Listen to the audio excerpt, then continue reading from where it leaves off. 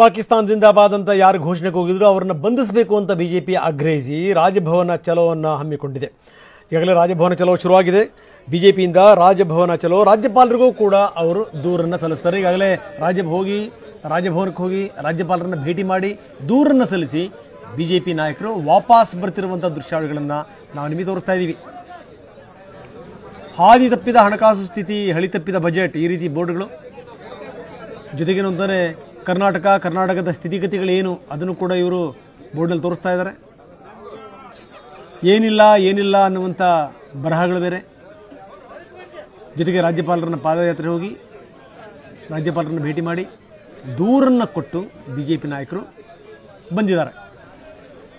R Ashok ನೇತೃತ್ವದಲ್ಲಿ ರಾಜ್ಯಪಾಲರನ್ನ ಭೇಟಿ ಮಾಡಲಿಕ್ಕೆ ಹೋಗಿತ್ತು ಬಿಜೆಪಿಯ ತಂಡ. ದೂರನ್ನು ಸಲ್ಲಿಸಿ ಬಿಜೆಪಿ ನಾಯಕರು ವಾಪಸ್ ಬರ್ತಾ ಇದ್ದಾರೆ.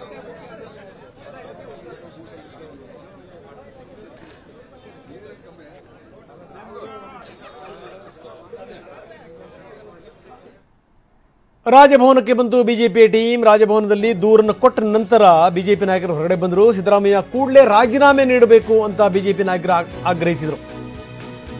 ರಾಜ್ಯಪಾಲರಿಗೆ ದೂರು ನೀಡಿದ ನಂತರ ವಿಪಕ್ಷ ನಾಯಕ ಆರ್ ಅಶೋಕ್ ಮಾತಾಡಿದ್ರು. FSL ವರದಿಯನ್ನ ಇವರು ತಿರುಚೋ ಕೆಲಸ ಮಾಡ್ತಾರೆ. ಕಾಂಗ್ರೆಸ್ ದೇಶದ್ರೋಹಿಗಳಿಗೆ ಬೆಂಬಲ ಕೊಡ್ತಾ ಇದೆ. FSL ವರದಿಯನ್ನು ಇವರು ತಿರ್ಚಲ್ಲ ಅನ್ನುವಂಥದ್ದು ಯಾವ ಗ್ಯಾರಂಟಿ ಎನ್ನುವಂಥದ್ದು ಅಶೋಕ್ ಅವರ ಪ್ರಶ್ನೆ. ಇದೆಲ್ಲದರ ಜೊತೆಗೆ ಮುಖ್ಯಮಂತ್ರಿಗಳು ರಾಜೀನಾಮೆ ಕೊಡಬೇಕು ಅಂತ ಅಶೋಕ್ ಆಗ್ರಹಿಸಿದರು. ಇದನ್ನ ಪಾರ್ಲಿಮೆಂಟ್ ಇರೋದಕ್ಕೋಸ್ಕರ ಅಲ್ಪಸಂಖ್ಯಾತರನ್ನ ಓಲೈಸೋಕ್ಕೆ ಈ ಒಂದು ರಿಪೋರ್ಟನ್ನು ಕೂಡ ತಿರುಚುವಂಥ ಕೆಲಸವನ್ನು ಮಾಡ್ತಾರೆ. ಬರೆದಿಟ್ಕೊಳ್ಳಿ, ನೋಡಿ ಬೇಕಾದ್ರೆ. ನಾನು ಇವತ್ತು ಹೇಳಿದ್ದೀನಿ, ಮೊದಲನೇದಾಗಿ ಹೇಳಿದ್ದೀನಿ, ಬರೆದಿಟ್ಕೊಳ್ಳಿ. ಇವರು ಅದರಲ್ಲೂ ಮೋಸ ಮಾಡ್ತಾರೆ. ಅಂದರೆ ಒಂದು ರೀತಿ ಕಾಂಗ್ರೆಸ್ ದೇಶದ್ರೋಹಿಗಳಿಗೆ ಬೆಂಬಲ ಕೊಡ್ತಾ ಇರೋವಂಥದ್ದು ಎಲ್ಲ ಮಾಧ್ಯಮದಲ್ಲೂ ಬಿತ್ತರಾಗಿದೆ, ಎಲ್ಲ ಪ್ರಿಂಟ್ ಮೀಡಿಯಾದಲ್ಲೂ ಬಿತ್ತರಾಗಿದೆ. ಜನನೂ ಕೂಡ ಮಾತಾಡ್ತಾ ಇದ್ದಾರೆ. ಇಷ್ಟಿದ್ರೂ ಕೂಡ ಜನರ ಕಣ್ಣಿಗೆ ಮಣ್ಣೆರ್ಚುವಂಥ ಕೆಲಸವನ್ನು ಈ ಪಾಪಿ ಸರ್ಕಾರ, ಕಾಂಗ್ರೆಸ್ ಸರ್ಕಾರ ಮಾಡ್ತಾ ಇದ್ದಾರೆ. ಇದನ್ನು ಒಂದು ನಿಮಿಷನೂ ಕೂಡ ಅವರ ನೈತಿಕ ಅಧಿಕಾರ ಇಲ್ಲ. ಮುಖ್ಯಮಂತ್ರಿಗಳು ರಾಜೀನಾಮೆ ಕೊಡಬೇಕು. ಬೇರೆ ಯಾರೇ ಮುಖ್ಯಮಂತ್ರಿ ಇದ್ದಿದ್ರು ಇಷ್ಟೊತ್ತಿಗೆ ರಾಜೀನಾಮೆ ಕೊಟ್ಟು ಮನೆಗೆ ಹೋಗ್ತಾಯಿದ್ರು. ಆದರೆ ಇವರು ಕೊಡ್ತಾ ಇಲ್ಲ. ಹಿಂಗೆ ಬಿಟ್ಟರೆ ವಿಧಾನಸೌಧ ಸ್ಲೀಪರ್ ಸೆಲ್ಗಳು, ಭಯೋತ್ಪಾದಕರ ತಾಣ ಆಗೋಗ್ತದೆ ವಿಧಾನಸೌಧ. ಹೇಳೋರು ಕೇಳೋರು ಯಾರೂ ಇಲ್ಲ. ಆ ದೃಷ್ಟಿಯಿಂದ ಕೆಂಗಲ್ ಹನುಮಂತಯ್ಯ ಕಟ್ಟಿದ ವಿಧಾನಸೌಧ ಉಳಿಬೇಕು ಅನ್ನೋ ಹೋರಾಟವನ್ನು ನಾವು ಮಾಡ್ತಾಯಿದ್ವಿ. ಕೆಂಗಲ್ ಹನುಮಂತಯ್ಯ ಧರ್ಮ ರಕ್ಷತಿ ಅಂತ ಬೋರ್ಡ್ ಹಾಕಿದ್ರು ವಿಧಾನಸೌಧದ ಮೇಲೆ. ಸರ್ಕಾರದ ಕೆಲಸ, ದೇವ್ರ ಕೆಲಸ ಅಂತ ಹಾಕಿದ್ರು. ಇವ್ರು ನೋಡಿದ್ರೆ ವಿಧಾನಸೌಧನ ಭಯೋತ್ಪಾದಕರ ಕೆಲಸಕ್ಕೋಸ್ಕರ ಉಪಯೋಗ ಮಾಡ್ತಾ ಇದ್ದಾರೆ. ಯಾವುದು ದೇವರ ಕೆಲಸ? ಕೆಂಗಲ್ ಹನುಮಂತಯ್ಯನವರಿಗೆ ಅವಮಾನ ಮಾಡ್ತಾ ಇದ್ದಾರೆ. ಇದು ಕಾಂಗ್ರೆಸ್ಸಿನ ನೀತಿ. ಇದರ ವಿರುದ್ಧವಾಗಿ ಈಗಾಗಲೇ ಕಾಂಗ್ರೆಸ್ ಅವರು DK ಶಿವಕುಮಾರ್ ಏನು ಹೇಳಿದ್ದಾರೆ, ಹಂಗೆ ಘಟನೆನೇ ನಡೆದಿಲ್ಲ. ವಿಧಾನಸೌಧವನ್ನು ಉಗ್ರರ ತಾಣ ಮಾಡ್ತಾ ಇದ್ದಾರೆ, ಹೀಗಾಗಿ ಮುಖ್ಯಮಂತ್ರಿಗಳು ರಾಜೀನಾಮೆ ಕೊಡಬೇಕು ಅನ್ನುವಂಥದ್ದು. ಇದು ಕೋಮುವಾದಿಗಳ ಸರ್ಕಾರ ಅಂತ ಕೂಡ ಅಶೋಕ್ ಬಣ್ಣಿಸಿದರು. ಅವರು ರಾಜ್ಯಸಭಾ ಅಂದರೆ ಇಡೀ ಕರ್ನಾಟಕದ 7.5 ಕೋಟಿ ಜನರ ರಾಜ್ಯಸಭಾ ಸದಸ್ಯ. ಓಕೆನಾ? 7.5 ಕೋಟಿ ಎಷ್ಟು ಜನ ಇದ್ದಾರೆ? ಹಿಂದೂಗಳು ಎಷ್ಟು ಜನ ಇದ್ದಾರೆ? 80% ಮೇಲೆ ಇದ್ದಾರೆ. ಅವ್ರ ಕರ್ಕೊಂಬಂದಿದ್ದು 25 ಜನ ಕರ್ಕೊಂಬಂದಿದ್ದಾರೆ, ಎಲ್ಲ ಮುಸಲ್ಮಾನರೇ, ಹಿಂದೂಗಳೇ ಇಲ್ಲ. ಅಟ್ಲೀಸ್ಟ್ ಒಂದು ಅರ್ಧ ಆದರೂ ಹಿಂದೂಗಳು ಇರಬೇಕಾಯ್ತಲ್ಲ, ಅರ್ಧ ಅದು ಇಲ್ಲ. ಸೆಕ್ಯುಲರ್ ಹೇಳ್ತಾರೆ ಕಾಂಗ್ರೆಸ್ ಅವರು, ನಾವು ಸೆಕ್ಯುಲರು, ಜಾತ್ಯತೀತ. JDS ಅವರೇ ಜಾತ್ಯತೀತ ತೆಗೆದಾಕ್ಬಿಡಿ ಅಂತ ಅವ್ರಿಗೆ ಹೇಳ್ತಾರೆ. ನಿಮ್ದೇನು ಕತೆ?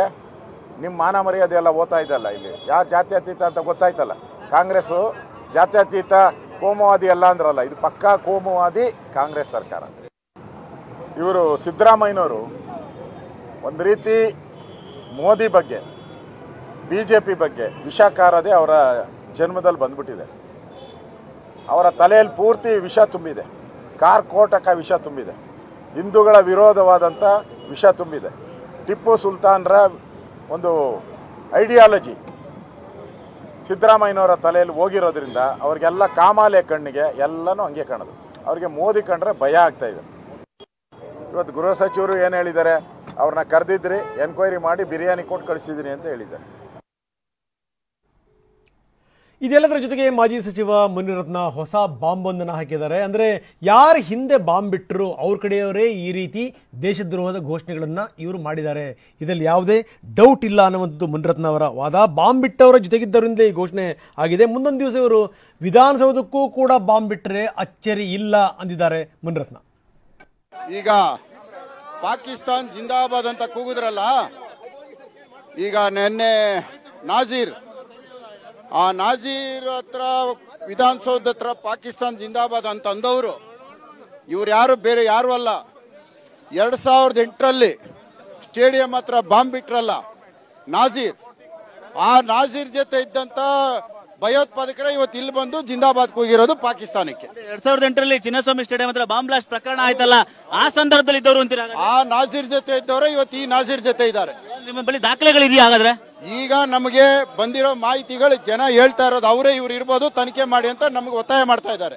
ಇಷ್ಟೆಲ್ಲ ಆಗ್ತರೂ ಕೂಡ ಕಾಂಗ್ರೆಸ್ ಏನು ಆಗಿಲ್ಲ ಅನ್ನೋ ಒಂದು ರೀತಿ ತಿರುಸಲಾಗಿದೆ, ನಾವು ತನಿಖೆ ಮಾಡ್ತೀವಿ ಅಂತ ಹೇಳ್ತಾ ಇದ್ದಾರೆ. ಈಗ ನಾಳೆ ದಿನ ಇವರೆಲ್ಲ ಒಳ್ಳೆಯವರು ಅಂದ್ರೆ ಆಶ್ಚರ್ಯ ಪಡಂಗಿಲ್ಲ. ಅದಕ್ಕೆ ಕುಮ್ಮು ಕೊಡಕ್ಕೆ ಏನೇನು ದಾಖಲೆ ಬೇಕೋ ಎಲ್ಲ ಮಾಡ್ಕೊಳ್ತಾರೆ. ಗಲ್ಲಿಗಳಲ್ಲಿ ಒಂದಷ್ಟು ಈ ತರ ಘೋಷಣೆಗಳು ಕೂಗ್ತಾ ಇತ್ತು. ವಿಧಾನಸೌಧ ಅಂದ್ರೆ ಶಕ್ತಿ ಸೌಧ, ದೇವಸ್ಥಾನ, ದೇವ್ರ ಮನೆ ಅಂತೀವಿ. ಆ ಒಂದು ಸ್ಥಳದಲ್ಲಿ ಬಾಂಬ್ ಬಿಟ್ಟವರು ವಿಧಾನಸೌಧದಲ್ಲಿ ಬರಲ್ಲ ಅಂತ ಏನ್ ದೊಡ್ಡ ವಿಷಯ ಏನಲ್ಲ, ಪಕ್ಕದಲ್ಲೇ ಇರ್ತಾನೆ ವಿಧಾನಸೌಧ. ಇಲ್ಲೂ ಬಂದು ಮಾಡ್ತಾರೆ ಇನ್ನು ಸ್ವಲ್ಪ ದಿನಕ್ಕೆ. 2008ರಲ್ಲಿ ಆಗಿದ್ದ ಘಟನೆ ಮತ್ತೆ ಮರುಕಳಿಸೋ ಸಾಧ್ಯತೆಗಳು ಇರುತ್ತಾ? ಅನುಮಾನನೇ ಬೇಡ. ಇದಕ್ಕೆ ಸ್ಟೇಡಿಯಂ ಅಲ್ಲಿ ಯಾರು ಮಾಡಿದ್ರು ಅವರೇ ಇಲ್ಲೂ ಬರ್ತಾರೆ ನೆಕ್ಸ್ಟ್. ಬಂದ್ಬಿಟ್ಟು ಗೃಹ ಸಚಿವರು ಮನವಿ ಮಾಡ್ತೀರಾ, ಇಲ್ಲಿ ದೂರ ಕೊಡ್ತೀರಾ ನೀವು? ಈಗಾಗಲೇ ಅವ್ರಿಗೆಲ್ಲ ಮಾಹಿತಿ ಇದೆ, ಆದ್ರೂ ಯಾರನ್ನು ಇನ್ನೂ ಬಂಧಿಸ್ತಾ ಇಲ್ಲ. ಆವತ್ತು ಸ್ಟೇಡಿಯಂಗೆ ಬಾಂಬ್ ಬಿಟ್ಟಂಥವ್ರು ಯಾರು, ಅಂಥವರೇ ಇಲ್ಲೂ ಕೂಡ ಬಾಂಬ್ ಬಿಟ್ಟಿದ್ದಾರೆ. ಆ ನಾಸೀರ್ ಜೊತೆಗೆ ಯಾರಿದ್ರು, ಈ ನಾಸೀರ್ ಜೊತೆಗೂ ಕೂಡ ಅವರೇ ಇರುವಂಥವ್ರು ಅನ್ನುವಂಥ ಮಾತನ್ನು ಮುನಿರತ್ನ ಗಂಭೀರವಾದಂಥ ಆರೋಪ ಮಾಡಿರುವಂಥದ್ದು. ಇನ್ನು ಮುಂದಿನ ದಿನಗಳಲ್ಲಿ ವಿಧಾನಸೌಧಕ್ಕೆ ಬಾಂಬ್ ಬಿಟ್ಟರು ಕೂಡ ಆಶ್ಚರ್ಯ ಇಲ್ಲ ಅಂತಾರೆ ಮುನಿರತ್ನ.